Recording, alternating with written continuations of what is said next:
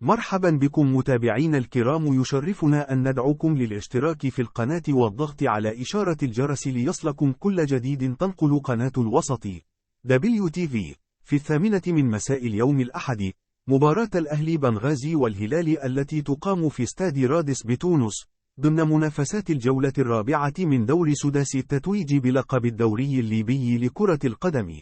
دورينا ينطلق الاستوديو التحليلي لقناة الوسط WTV في تمام 7:00 مساء بتوقيت ليبيا، وذلك في إطار حرصها على تقديم خدمة إعلامية مميزة لمتابعي دور سداسي التتويج.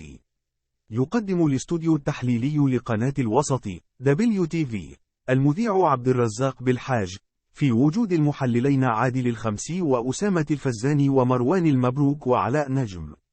أتي إقامة مباراة الأهلي بنغازي والهلال بالتوازي مع مباراتي الأهلي طرابلس وأبو سليم والنصر والاتحاد، حيث تقام مباريات الجولة الرابعة الثلاثة من دور سداسي التتويج في توقيت واحد هو 8 مساء بتوقيت ليبيا، حرصا على الشفافية وتكافؤ الفرص بين الفرق المشاركة الساعية إلى الظفر بلقب الدوري.